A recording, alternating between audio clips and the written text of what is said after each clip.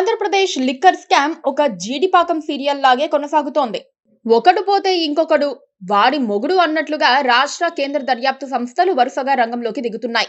కేసులో king pin గత ప్రభుత్వంలో ఐటీ సలహాదారు రాజ్ కసిరెడ్డి, బెవరేజెస్ కార్పొరేషన్ మాజీ మేనేజింగ్ డైరెక్టర్ డి వాసుదేవరెడ్డిని గురువారం హైదరాబాద్ లో ఈడీ అరెస్ట్ చేసింది. మాజీ మంత్రి కారుమూరి నాగేశ్వరరావు నివాసంలో సోదాలు నిర్వహించింది. మాజీ ఎంపీ విజయసాయిరెడ్డి ఇచ్చిన కీలక సమాచారం ఆధారంగానే వారిని అదుపులోకి తీసుకున్నట్లుగా తెలుస్తోంది.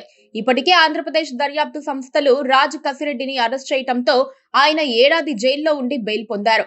మద్యం కుంభకోణంలో మాజీ ముఖ్యమంత్రి జగన్ రెడ్డే కీలక సూత్రధారి అని, ముడుపులు ఆయనకే చేరాయని టీడీపీ నిత్యం ఆరోపిస్తూ ఉంటుంది. ఈ క్రమంలో జగన్ ను కూడా అరెస్ట్ చేస్తారన్న ఒక ప్రచారం ఉన్నప్పటికీ రాష్ట్ర ప్రభుత్వం ధైర్యం చేయటం లేదు. అరెస్ట్ చేస్తే చేసుకోనివ్వండి, 3 నెలలు జైల్లో ఉండి వస్తాం అంతే కదా అని జగన్ సవాలు చేసినా రాష్ట్ర ప్రభుత్వం ముందడుగు వేయడం లేదు. వైసీపీ అధినేతకు సింపతి తీసుకురావడం ఇష్టం లేదన్నట్లుగా రాష్ట్ర ప్రభుత్వ తీరు ఉంది. మద్యం రవాణా టెండర్లు అక్రమాలపై ఏపీ సిట్ నమోదు చేసిన మరో కేసు ఆధారంగా తాజాగా ఈడీ అధికారులు ఈసీఐఆర్ నమోదు చేశారు.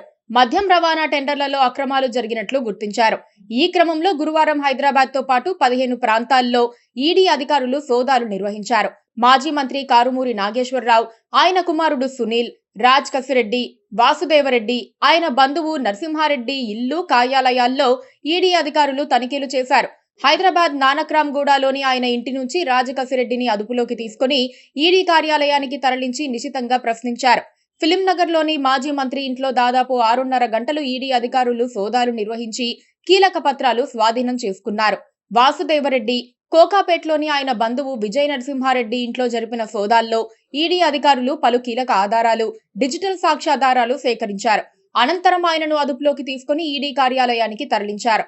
ప్రభుత్వ నిబంధనలను ఉల్లంఘించి వాసుదేవరెడ్డి తన అధికారిక హోదాను ఉపయోగించి అధిక ధరలకు ముందస్తుగా నిర్ణయించిన సంస్థలకు మద్యం రవాణా టెండర్లు కట్టబెట్టారని ఈడీ అధికారులు గుర్తించారు. దీనివల్ల ప్రభుత్వానికి తొలుత 349 కోట్ల నష్టం జరిగిందని, కిక్ బాక్స్ రూపంలో వాసుదేవారెడ్డి బినామీ ఖాతాలకు కోట్లాది రూపాయల డబ్బు మళ్లినట్లు ఈడీ అధికారుల విచారణలో వెల్లడైంది. రాజ్ కసిరెడ్డి ప్రతి నెల 60 కోట్ల మద్యం ముడుపులను స్వీకరించారని ఈడీ అధికారులు రిమాండ్ నోట్లో పేర్కొన్నారు. 2019 నుంచే ముడుపుల ప్రవాహం ప్రారంభమైందని తెలిపారు.